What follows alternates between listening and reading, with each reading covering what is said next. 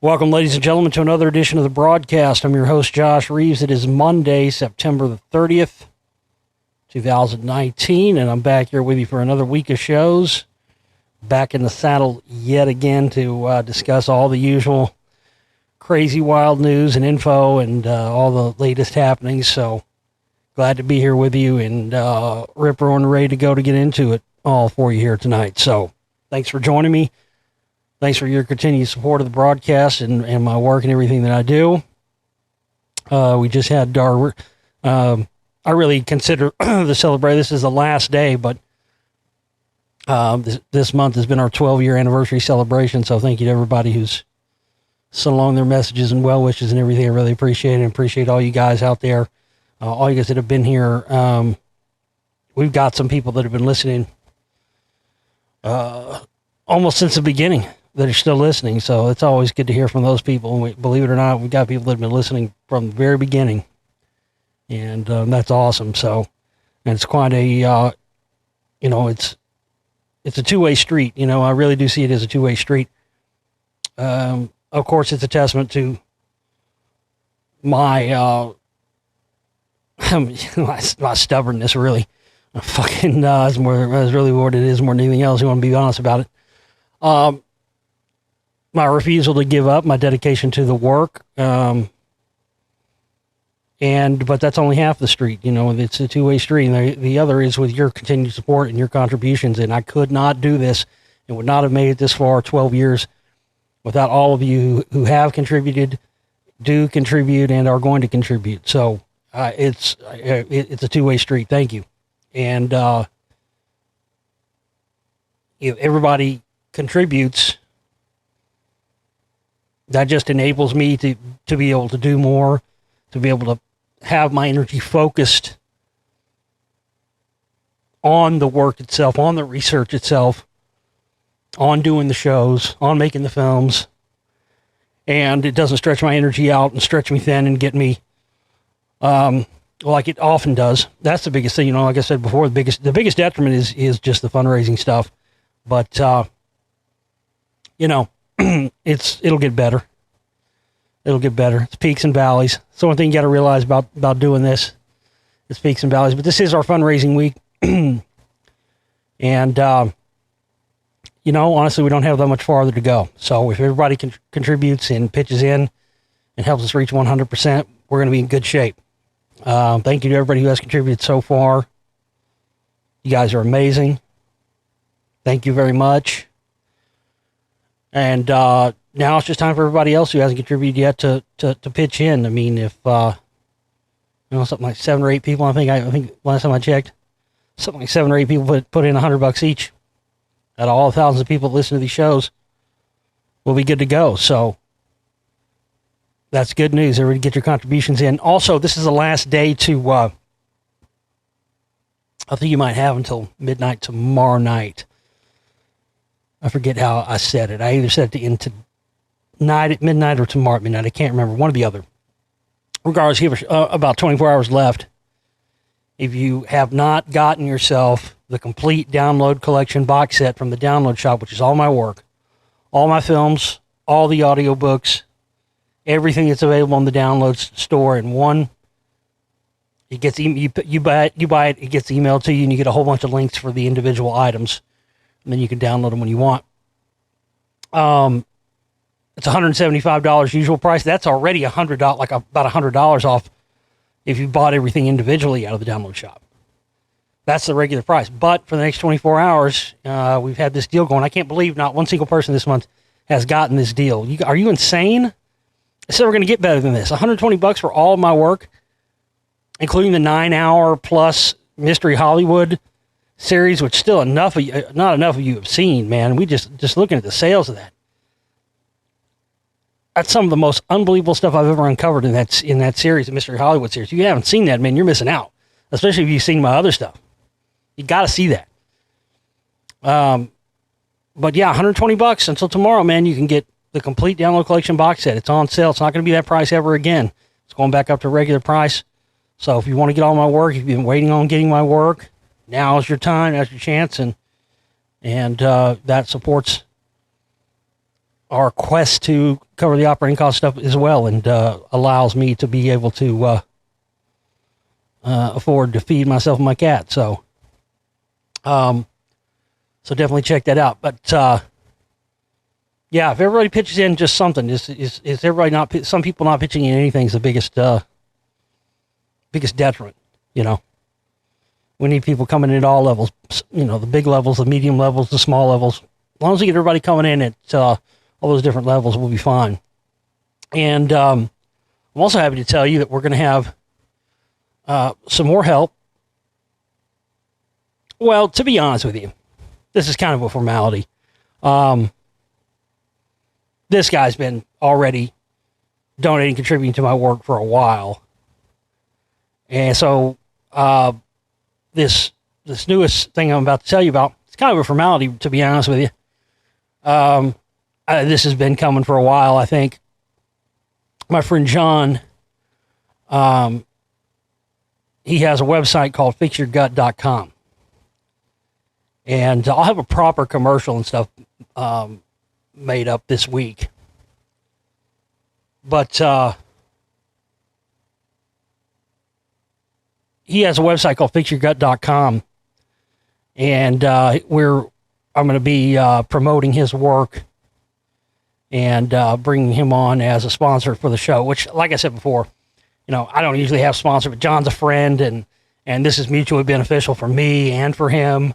And this is just really a no-brainer. And not only that, but I believe in what he does, and I believe in the information that he gives at fixyourgut.com, because myself, like I know a lot of you out there, you know, who are totally anti, you know, medical industrial complex and all that, as John is, you know, a lot of us, you know, we self-diagnose, and, you know, we don't, you know, we self-diagnose, and we fix our own health issues oftentimes, either because we don't have insurance or we can't afford, you know, when you're somebody like me, you know, an independent talk show host, an independent documentary filmmaker, you know, there's no benefits package, you know, so if you get ill sometimes, you have to try and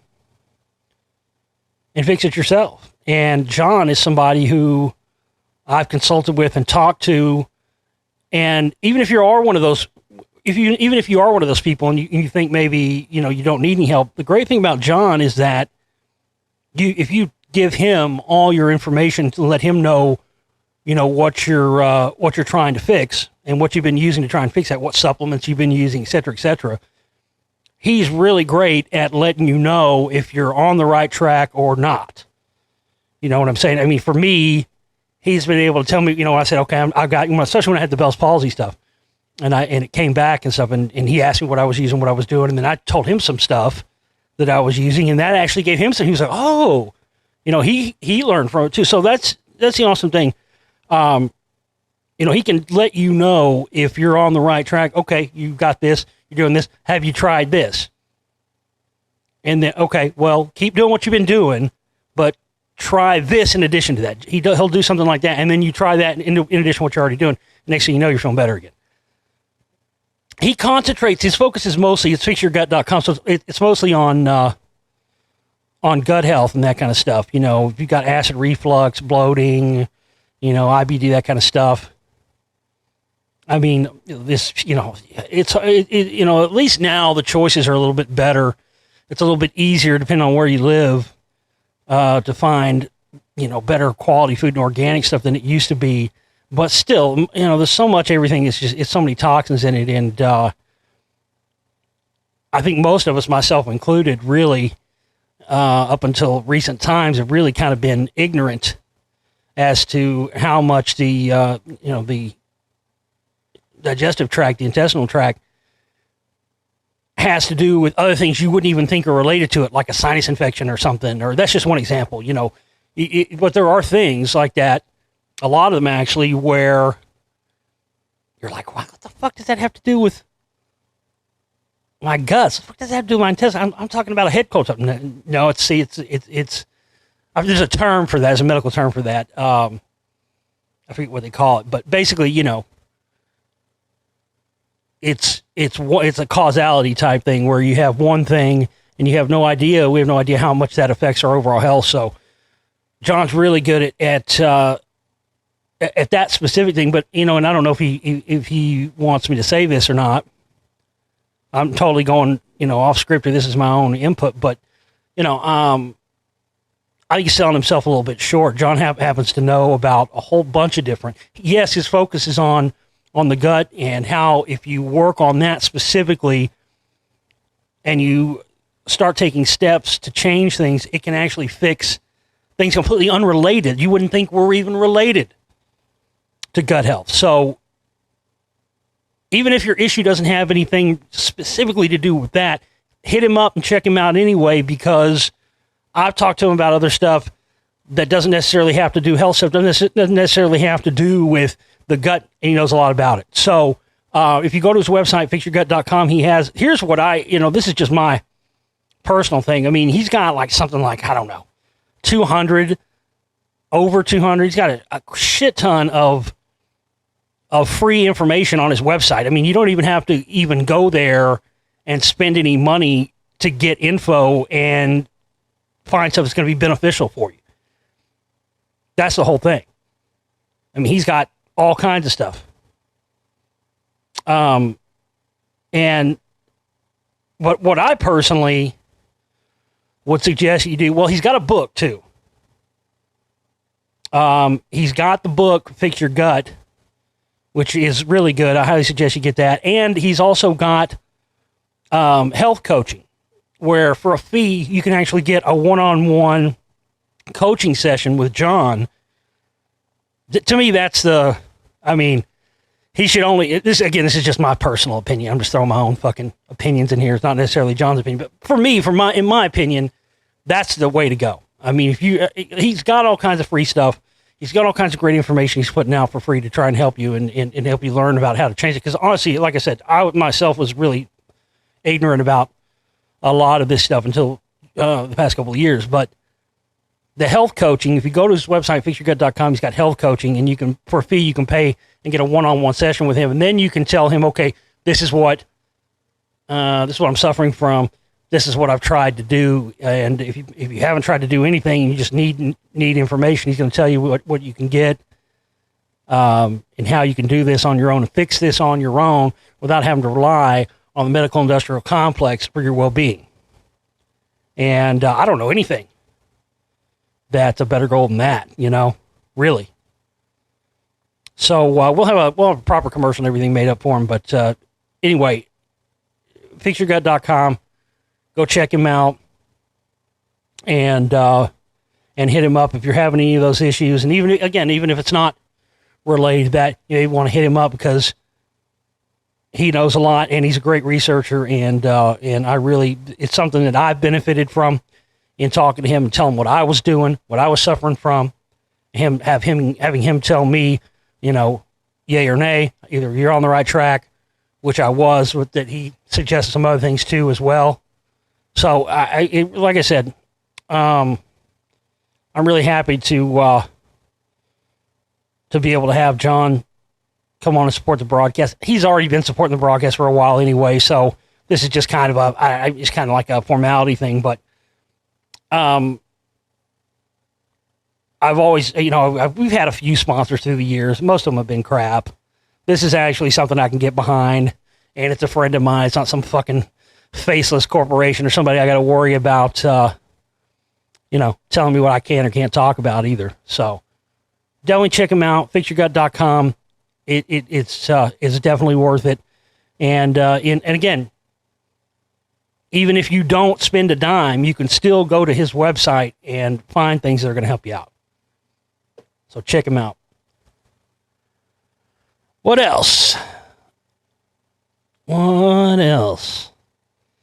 Trying to think if there's anything specific I wanted to talk about tonight other than just this big old fucking monster stack of news we got to get through here. I can't think of anything. I'm trying to think. I'm sure it'll all come to me later. But without further ado, let's jump right into the news tonight. I don't know, man. How much more? I don't know. I don't know how much more evidence people need with this shit. Prosecutors say Army official at Mar-a-Lago uploaded suspected child porn to a Russian website. I mean, how much more fucking evidence do you need? But again, like I said before, this is not just a one-sided thing here. This isn't just, this isn't just Trump and the Russians and everybody else that isn't Trump and the Russians is innocent. That's the whole fucking lie the liberals want you to believe. Which, again, like I said last week, that's why they're fucking nutting themselves over this Ukraine thing. But I think it's a big distraction. I think it's another way to try to take away from the Epstein stuff and everything else. More than likely, nothing will even come of it. Bill Clinton got his dick sucked in the White House. They impeached him, but he was still president for 8 years. Did it really, in the long run, fix or change anything? Absolutely not. So it's just distractionary news cycle shit because it was all getting eaten up with the Mueller probe and the Epstein stuff. And then when that came in, they needed something else. So that's really what this is more than anything else.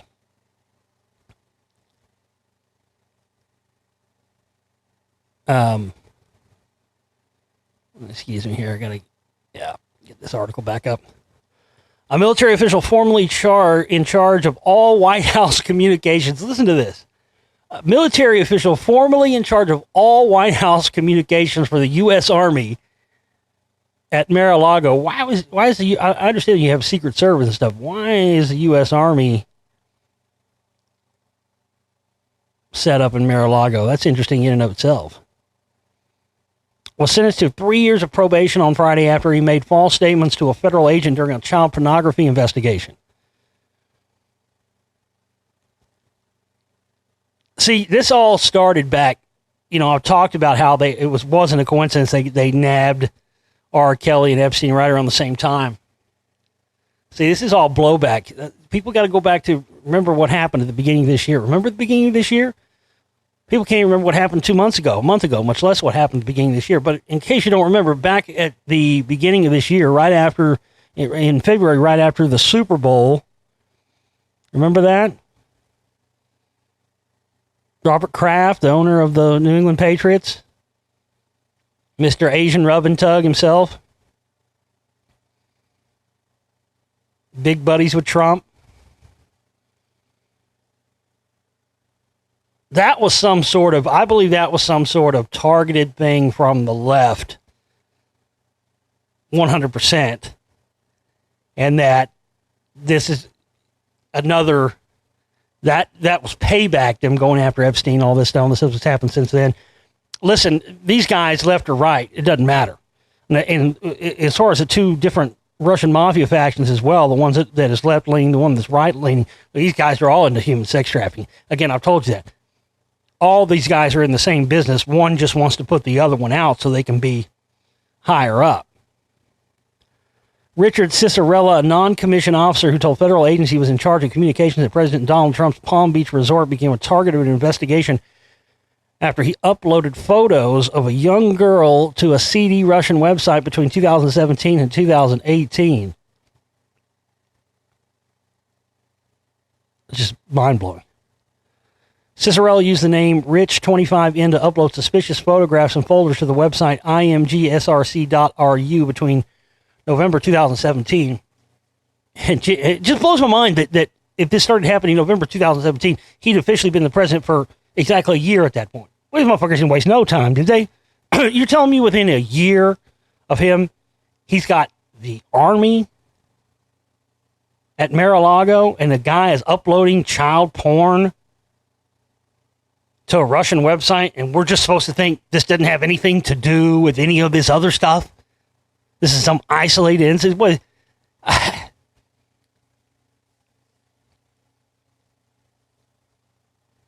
All these guys. Trump, all of them. Human trafficking.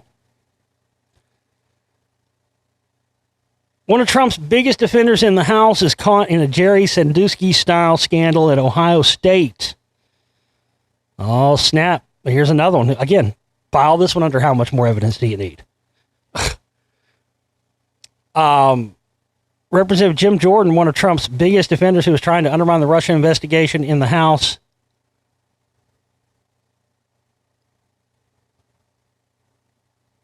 Is this old? It says trying to undermine. This may be old. Someone sent this to me and I didn't check it.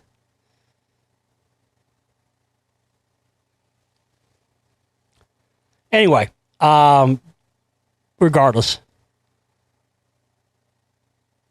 He's accused of turning a blind eye to sexual abuse when he was a wrestling coach at Ohio State. 3 former wrestlers told NBC News that it was common knowledge that Strauss showered regularly with the students and inappropriately touched them during appointments, and said it would have been impossible for Jordan to be unaware. One wrestler said he told Jordan directly about the abuse. Former head coach Russ Hellickson, Jordan's mentor, said in a recent video that Hellickson had told Strauss he was being too hands-on with the students. So yet again, here's another one. 13 Marines charged in case related to human smuggling operations. You know, you can turn a blind eye to this and you can try to ignore this all you want. But the fact of the matter is, this stuff goes up to the highest levels of power in the world. You know, just because, I mean, slavery, for people to think that slavery never went away, you're just out of your mind.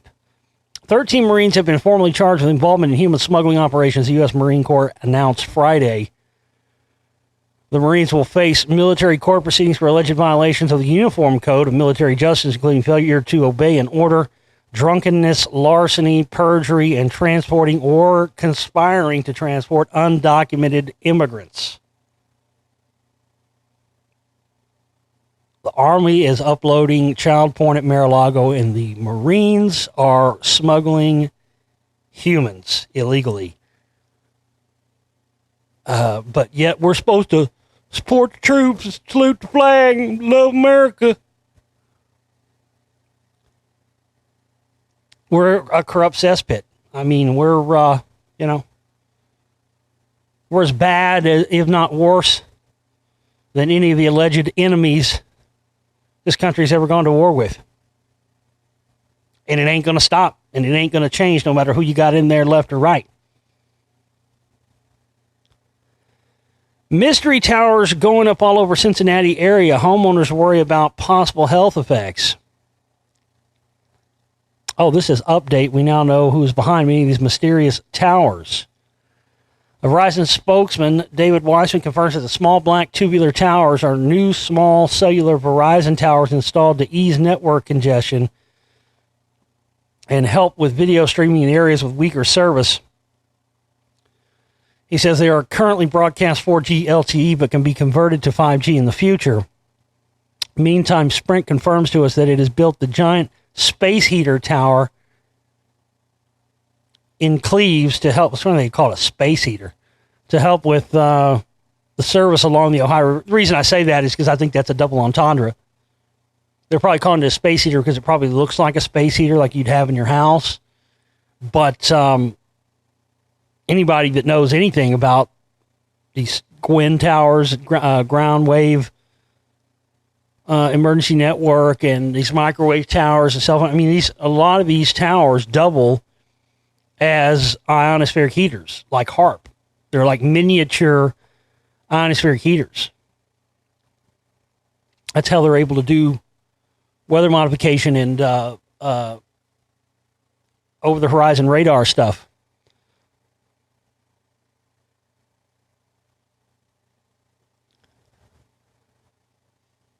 What else? Perfectly real deep fakes will arrive in 6 months to a year. Technology pioneer Hal Lee says, well, I mean, I don't know if you've noticed, they're already pretty fucking good now. I mean, there are people doing deep fakes on YouTube, ladies and gentlemen, that are unbelievable. You've seen this guy, Dr. Fakenstein on YouTube. You guys seen this guy? He makes all these ones that has like fucking, has like Joe Rogan and different comedians and shit in them. There's one, like a Little Rascals one that's got like Joe Rogan and Brendan Schaub, like made into the little Rascals, and then you see the Little Rascals gang, and it's like fucking like a bunch of comedians. Hilarious. Alex Jones is in there, and Eddie Bravo, and Theo Vaughn, and fucking Kevin Hart, and a few other ones. It's pretty hilarious. But these things are, I mean, people are, my point is, people are making these on YouTube. I mean, some guy's probably doing that on his fucking cell phone while he's sitting on the john at work. Manipulated images and video that appear perfectly real will be accessible to everyday people. I mean, if people are making them and putting them on YouTube and they're not using sophisticated government technology to do it, then, it's already here. Will be accessible to everyday people in half a year to a year, deepfake pioneer Hal Lee said on CNBC on Friday. It's still very easy. You can tell from the naked eye most of the deepfakes, but there are also examples that are really, really convincing. Deepfake refers to the process using computers and machine learning software to manipulate videos or digital representations to make them seem real, even though they're not. Well, it's already been used. This stuff's been used in Hollywood so for a while. I remember kind of the first.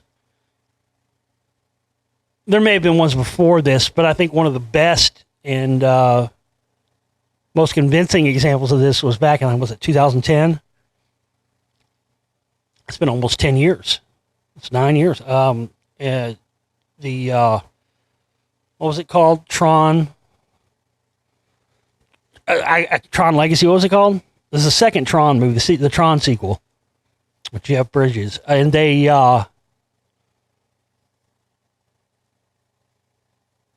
everybody's talking about this new Martin Scorsese thing, The Irishman, and the de-aging stuff. But I mean, they did that 10 years ago. In that Tron sequel, they make Jeff Bridges into the young version of Jeff Bridges.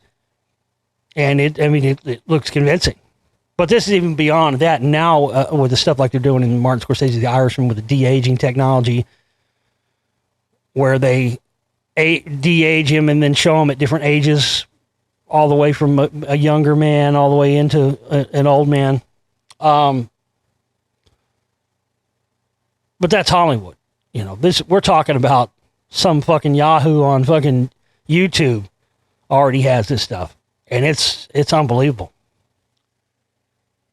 Oh, this makes you feel warm and fuzzy, doesn't it? Google claims quantum supremacy, marking a major milestone in computing. I'm telling you, Skynet, I've been saying that for fucking a decade. Literally a decade I've been calling Google Skynet. I'm telling you right now, when the robot apocalypse happens, the last thing you're going to see is a fucking Google logo before they fucking wipe out humanity. And what may be a huge milestone in computing, Google says it has achieved quantum supremacy, an experimental demonstration of the superiority of a quantum computer over a traditional one. The claim made in a new scientific paper is the most serious indication yet that the promise of quantum computers, an emerging but unproven type of machine, is becoming reality, including their potential to solve formerly ungraspable mathematical problems. Essentially, Google purports to have pulled off a stunt on a quantum computer that no classical machine, not even the world's most powerful supercomputer, can replicate. Fortune obtained a copy of Google's paper, which was posted to nasa.gov earlier this week before being taken down. That's interesting. Yeah, I guess that they probably... I probably figured that was going to raise a whole bunch of questions they didn't want to have to answer. Like, why would the first place, if they make that kind of computing breakthrough, and Google did that on their own, then why would the first place they post the information about that app be nasa.gov? This stinks to high heaven. And then they took it down. A Google spokesperson declined to confirm the authenticity of the paper and its results. NASA did not immediately respond to comment. Yeah, because they got caught with their fucking hand in the cookie jar. Jesus Christ. They're cooking up. Remember what I talked about? Yeah, they're cooking up talking about deepfake stuff. They're cooking up some serious shit. Probably holographic. They're probably going to use this technology to create holographic motherships and holographic UFOs and stuff for the alien invasion. I mean, there's just no rhyme or reason as to why they would. Somebody fucked up. That's all this was. Somebody in the know posted this to NASA going, well, we're working with NASA, right? Not knowing, oh shit, people are going to ask questions as to why does NASA have anything to do with Google's projects on these quantum computer breakthroughs? Yeah, because they need that kind of processing power to be able to create the space-based holograms that they're going to broadcast from satellites in space into the sky to make it look like we're being invaded by aliens. Did I tell you guys about this dream I had a few months ago? It's fucking crazy. I don't know why I just thought about it now. I'm just thinking about this on the alien invasion stuff. I had a dream that I don't know how to explain this. It's so bizarre. Basically, there was all these around the world simultaneously. There were all of these. There were basically mushroom clouds going off all around the world simultaneously in every city. And this is even before I saw.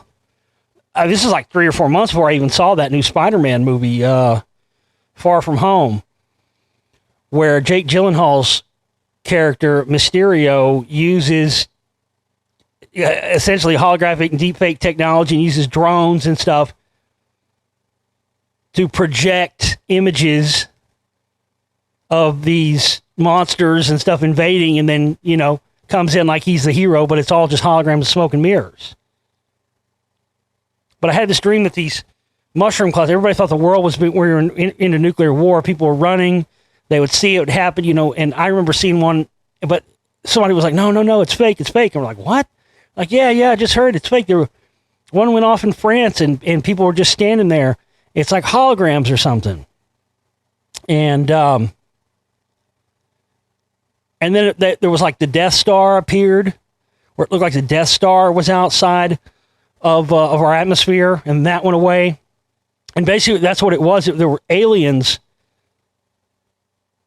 that were going to come to Earth, but before they made their presence known, they beamed these holographic images of nuclear bombs going off and familiar stuff from sci-fi movies that we've seen. And everybody thought everything was, they're about to get wiped out by this cloud. And then the cloud never came, never got hit with the nothing was destroyed. And everybody was like, well, what was that? And then it comes to find out it was these, it was extraterrestrials. Man, they ought to put that in a fucking movie. Somebody probably will at some point watch, and they will, as per usual, won't give me credit. I gotta learn not to say shit like that on air. Just do it. Be a great premise for a movie, though, wouldn't it? Hollywood, holler at me. What else we got? Oh, did you guys see this video? It's not an article, it's a video. But go look this up and watch this if you haven't already seen this. Oh, fuck. You want a good laugh, man. You want a belly laugh. Watch this. It's on YouTube. Just go to YouTube and type, why Bill Gates is funding solar geoengineering research. I mean, this is high comedy. How many times are they going to keep fucking telling us and acting like chemtrails and aerosol spraying has been going on for literally decades? But this one takes the cake. You can even hear the girl in the voiceover. This is all new, brand new technology. And they're like acting like Bill Gates invented chemtrails. Maybe he did. Maybe he's been behind it all along. I don't know. You gotta see this. It's hilarious. They're basically saying Bill Gates has come up with this idea on how to save the planet from global warming, and it's essentially, and not essentially, it is. It's straight up exactly what they've already been doing for years with chemtrails. They lay it out and tell you.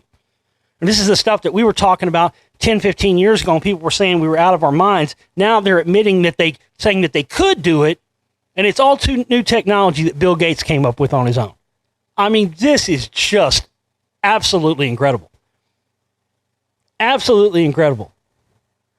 They want to act like we're idiots and that we haven't already known this has been going on for years. But and that's one thing. I mean, we should expect that, right? But for them to come out and say that Bill Gates came up with all this on his own, I mean, that's rich. That's rich. What else? Oh, this is interesting. And yeah, this is a thing. It really is. I've encountered these type of people. The rise of the hippie conservatives. An unexpected political coalition is rejecting materialism in favor of, quote, getting back to what really matters. Groups of children sleeping in the sunshine on their parents' laps, thousands of painstakingly painted, colorful placards calling for all things counterculture, pounding tribal drum music. The London climate strike protest last week felt rather like Woodstock 69 reconfigured on a patch of grass between the Palace of Westminster and the River Thames. Like all political movements, the climate protests are as much about a mood as a policy, in part thanks to the presence of all those children taking out of school in a licensed mass derogation from the rules. The mood was strikingly hippie-ish. I doubt if as many as 1 in 10 protesters could tell you much about the official manifesto beyond Act Now and Save the Planet under the banner of climate change was smuggled a much broader rejection of the system and a semi-religious invocation of sacred values like beauty over utilitarianism and materialism, a sort of prayer to Mother Earth. I don't mean this as a criticism. The sheer scale of these protests across the world last week is proof that these instincts are powerful and deeply felt. Expressed slightly differently, they might even hold the key to a future political realignment that could bring together the right and the left in surprising ways. To investigate this, we need to look at another very different political movement, also powerful and growing, but which on first inspection seems to be the sworn enemy of Greta Thunberg's climate army. A group of American conservatives has caused waves over the past 12 months by explicitly turning against big business. It includes figures such as hillbilly elegy author J.D. Vance, Fox News host Tucker Carlson, who recently delivered a speech entitled Why Big Business Hates Your Family, and endorsed Democrat Elizabeth Warren's economic agenda, and a number of Catholic intellectuals such as Sohab Amari and Patrick Deaning. These Trump-friendly right-wingers are certainly not cheerleaders for Extinction Rebellion or Greta Thunberg. At first glance, they seem the polar opposite of hippies who originally defined themselves as the quote military against the quote military-industrial complex and its evil end product, the war in Vietnam. But yes, if you can get past the tone of voice, there is something hippie about these new conservatives, defining themselves against boundary-less financial markets, the overmighty power of technology and global corporations, and the creep of commercial thinking into all aspects of our lives. In a sense, they are truly more countercultural than the climate protesters who are celebrated as virtuous by almost everybody in power. Their religious vocabulary would be anathema to our smiling families in SW1, but their animating instinct is surprisingly similar.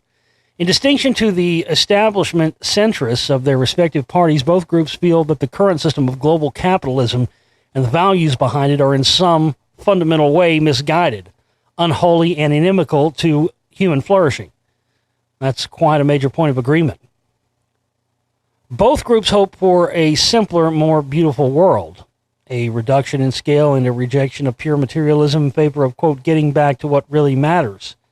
And crucially, they both want to use government to proactively make that happen. We've heard this echo before. Rob Dreher's Crunchy Cons first drew attention to the symmetry between the hippie left and the religious right way back in 2006.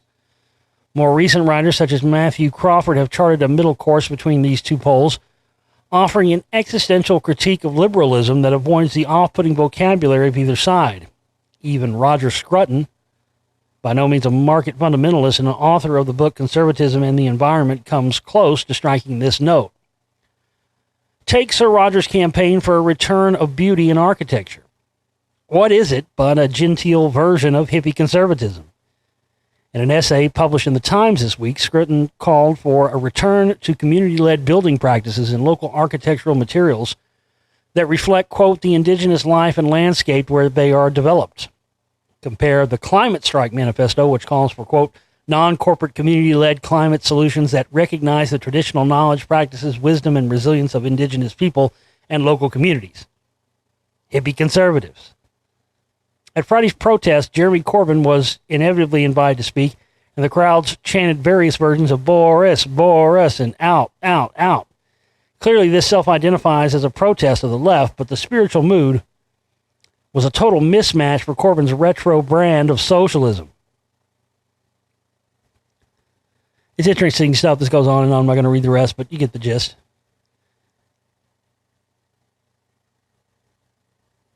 Yeah, it's interesting. And I think you also have, that was an English article, so of course it's probably going to reflect more widely the current political state in England, but it all connects, it all overlaps. But the thing that I think that we have here, we also have that. But what I've seen here is the rise of what I can only call, I don't know what you call these motherfuckers, liberal conservatives? I don't know. These are people who, for all intents and purposes, the majority of their life have been liberals, and then all of a sudden they're, voting Republican and supporting Trump. And they've been trying to do this for many years. I mean, that Ron Paul was the first, even before Trump. Ron Paul was who they tried to do it with first. And I saw it then too, when I was in the tail end of when I was in the 9/11 truth movement, right before I started this show. I mean, the people that were in that 9/11 truth group were the most liberal people you ever met in your life. I mean, these were all people that had voted Democrat their whole life, and they were openly talking about becoming Republicans to vote for Ron Paul. And I just said, well, I can't believe you can't see what a trap this is.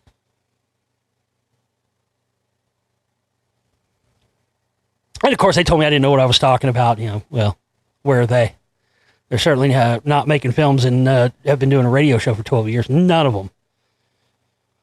Russia says it won't tell NASA why a hole appeared in the International Space Station. Now, this is interesting. Now, I talked about this when it happened. Now, Russia says they know what caused it, but they're not telling anybody. This is just not a good look. The mystery of why a small hole appeared in a Russian Soyuz spacecraft attached to the International Space Station last year is now somehow even more bizarre than it already was. The hole, which was detected by the crew and patched in space, sparked investigations by Russia's Roscosmos and NASA, with both agencies vowing to get to the bottom of how such a thing could have happened. Now, after months of silence, Roscosmos boss Dmitry Rogozin says he knows exactly how it happened, but that NASA will never find out.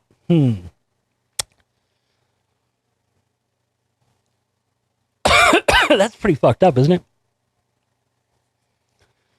So NASA was involved in the joint investigation, but when they found out what it was, they won't tell NASA what it was. Russia's covered something up. It's a bizarre state of affairs that highlights the odd tension that has been building between NASA and the Russian Space Agency for some time, initially thought to be the result of a tiny space rock or other debris slamming into the space station at high speeds. It later became clear that the hole had been drilled into the side of the spacecraft. Russia set out to determine when the hole was created, and since it was clear that it wasn't drilled in space, figuring out who drilled the hole back on Earth was a top priority. Finally, earlier reports out of Russia claimed that a culprit had been determined, but nothing really came of those reports, and we never learned of anyone being charged with sabotaging the mission. Had it been merely an accident, it could have been easily explained, but Russia refuses to reveal what actually happened. This is actually, sadly, not surprising. Roscosmos has been increasingly moody as of late, and with NASA no longer wanting to pay for seats aboard the Soyuz crew launches to the ISS and planning on using SpaceX's Crew Dragon and Boeing's Starliner in the near future, the Russian space program appears to be taking it personally. What happened is clear to us, but we won't tell you anything. This sounds pretty sketchy, but it fits perfectly with Russia's well-documented inferiority complex. The country has long demonstrated a complete inability to admit when something doesn't go according to plan, The decades-old disaster at Chernobyl is obviously the most glaring example, but it's clearly still happening today. NASA says 1969 moon landing lab is to be demolished next year. That's interesting.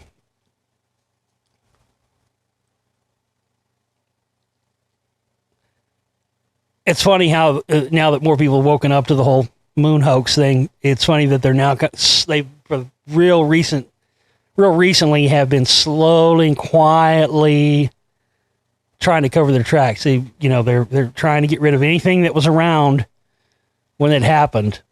The Houston building where Apollo 11 astronaut Neil Armstrong and his colleagues were quarantined after their 1969 moon mission has fallen into disrepair and will be demolished. The Lunar Receiving Laboratory at Johnson Space Center hasn't been used for 2 years and will likely be torn down next year. The building, completed in 1967, was designed to isolate the astronauts and their lunar rock samples until it was clear they weren't carrying disease. Now exposed wires hang from ceiling tiles saturated with mold. They're spiraling along the ground next to fallen pieces of fiberglass and discarded office materials. Dallas-based HDR Architecture has been commissioned to design an energy-efficient building to replace the old lab. Yeah, maybe it's nothing. Maybe it's just an old building they're tearing down. Maybe I'm reaching there. But whenever I see patterns and I see things, I got to mention it.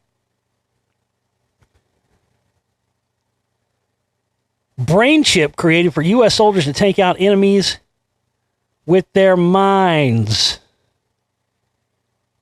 Oh, this is a fucking DARPA wet dream right here. A groundbreaking device has been created that can allow soldiers to control military equipment and vehicles with just their thoughts. Scientists from several universities in the U.S. have created a new brain-computer interface strip. The device is connected to the upper neck, picks up on brain signals, and converts them to digital information. These signals could be used to steer vehicles or control other computers. Typically, these devices need to be connected to other machines and often require conductive jelly to work. Conductive jelly? Isn't that shit? Isn't conductive jelly that stuff that they put in those human battery pods in the Matrix? Remember that? Didn't they call it? I haven't watched that movie in a while, but I swear that they say that in the movie, don't they? They talk about that. Remember, it's almost like a, what do you call it? Embryonic fluid. I swear they say it's for conductivity, so they can, use the humans as human batteries while they're, in their minds they believe they're living on Earth. That's still one of the most terrifying fucking things I think that's ever been put in any sci-fi movie. Just because when you think about it, you're like, you know what, man, that very well could be true. I still think that's one of those terrifying things because it's like, goddamn, that's, that very well might be what's going on.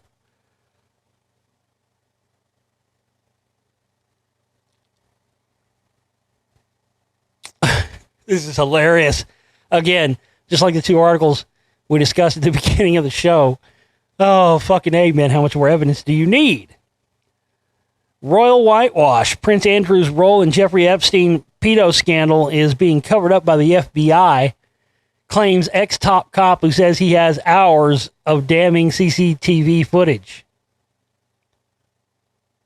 A former U.S. cop claims the FBI may be helping cover up Prince Andrew's alleged role in the Jeffrey Epstein abuse scandal.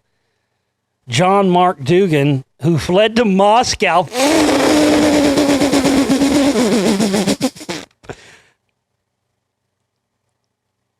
Oh, that's just fucking hilarious, ain't it? Oh, that's fucking funny as shit. This guy, so all the places. You could have gone to Vietnam, dude. No extradition. No, you had to go to Russia.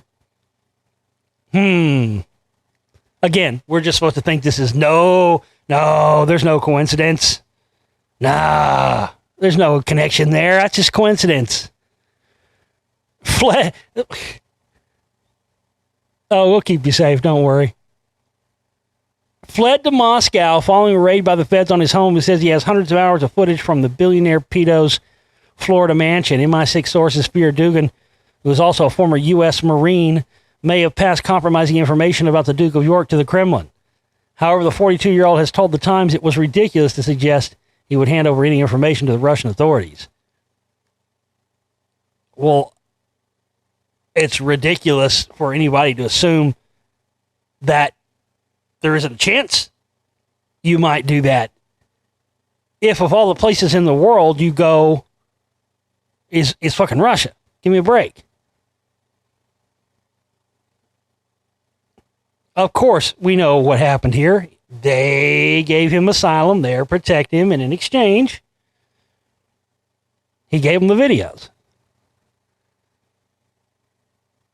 If that wasn't the case, you could have gone anywhere else. You could have gone to Vietnam. You know, there are non-extradition countries in the world other than fucking Russia.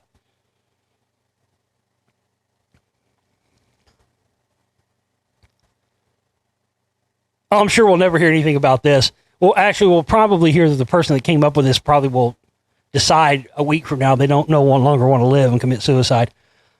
Scientific breakthrough, a new way to make electricity from heat. A team of scientists say they have found a new way to generate electricity from capturing heat with the help of magnetic particles that were thought to have been useless in generating energy from heat until now.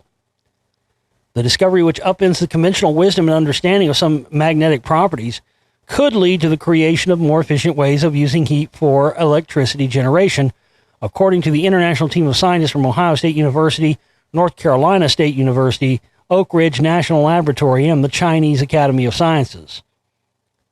The discovery, described in an article in the journal Science Advances, could help scientists develop more efficient ways to generate electricity from heat that would have been otherwise wasted, such as heat coming from car exhaust, industrial processes, and interplanetary spaceships. Well, what about the fucking heat that our bodies generate? Man, figure out a way to fucking harness that. The properties of the magnets are used in energy. Magnetic fields can be used to make electricity. If we move a magnet through a coil or wire, the magnet pushes and pulls electrons that create an electrical current. Magnets don't have energy, but thanks to the magnetic field, they can help to control energy currents. The problem with magnets and heat, however, is that when a magnet is heated up, it loses most of its magnetic properties. They become the so-called paramagnets, almost but not quite magnets. As a study co-author, Joseph Harriman's professor of mechanical and aerospace engineering and Ohio eminent scholar in nanotechnology at Ohio State said. Until the discovery of Harriman's and team, scientists believed that paramagnets couldn't be used for generating electricity, so nobody thought of using them as a means to create electrical currents for capturing heat. This is fucking Rockwall shit. Guess what? Hate to break it to y'all. Somebody about 432,000 years ago already did this. That's exactly what the Rockwall does. That's exactly what it does. And that's why people have been so perplexed by it. Because you can actually, it will actually produce electricity when a low frequency sound wave is applied to it. And what's interesting is that it has a greater magnetic signature than the entire Earth, but yet it's magnetic, except it's not magnetic. They don't, the stones don't, you can't pick up metal with them. And like I said before, one of the other things you have, this is interesting. One of the other things you have, a lot of these materials, these very specific rare earth materials that are in the rock wall, specifically niobium, I've talked about many times before, which niobium can only be found in the element columbite. And it's a process that you have to do to extract the niobium from the columbite. And the reason this is that niobium is sought after We use it in superconducting super colliders. We use it in rocket engines, jet engines, and anything where you're producing through the as a side effect of whatever you're doing is producing a lot of heat. When you add niobium in, it keeps the heat from going past a certain level.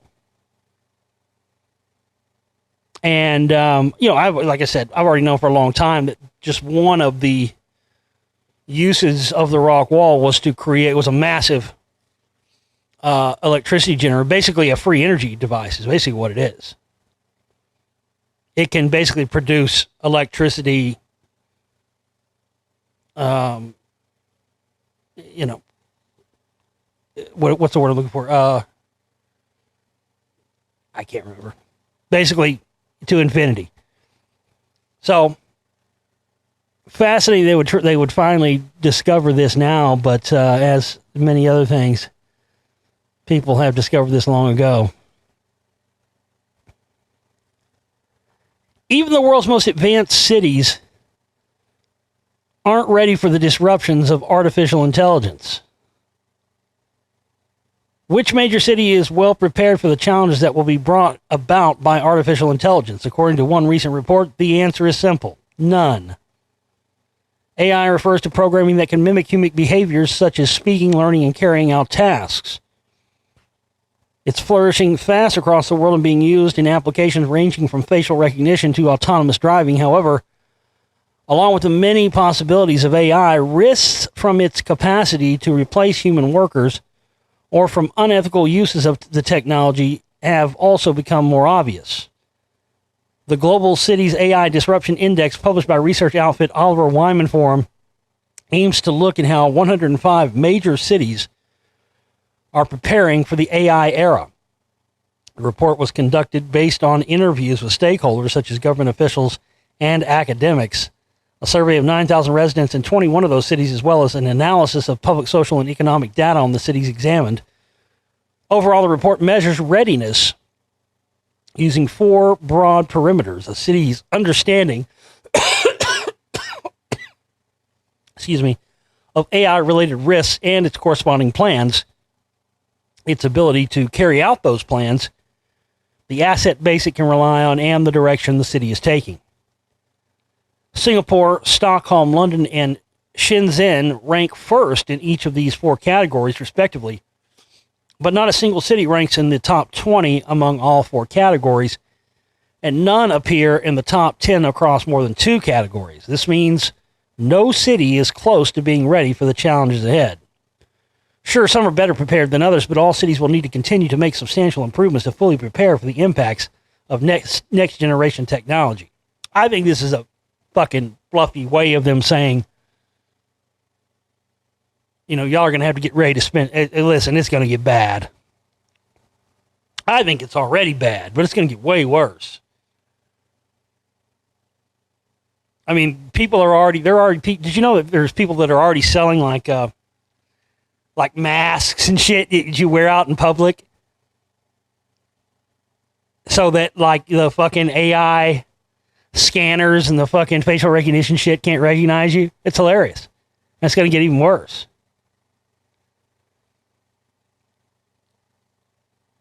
I think the worst thing is going to be if they try to make robot law enforcement like fucking RoboCop. I mean, you saw RoboCop. You saw how that happened. You saw what went down. Bad idea. That's one thing I think of taking the human element out is a bad idea. Yes, bad things happen because cops make decisions and make bad decisions and people die and people get hurt and it needs to be fixed. But there are also times when cops make judgment calls, and have mercy on people and let them off. And, you're not going to have that with robots. And I think that that's just something that's very dangerous about taking the human element out of law enforcement. I mean, people will try to say, it'll be much better. I just don't think it will be. I just have not seen the evidence to support the idea that it's going to be better. But every time a cop shoots, an unarmed person or something, that case gets made stronger, doesn't it? All right, guys, that's all I got tonight. I appreciate every one of you tuning in and for your continued support. Again, be sure to go check out john@fixyourgut.com and also get yourself the complete download collection from the download store. You got 24 hours left to get that deal, $120, all my work, and also help us raise the remaining $800 we need on our operating cost goal for the month. My name is Josh Reeves, and I love each and every one of you. We'll see you next time. Take care.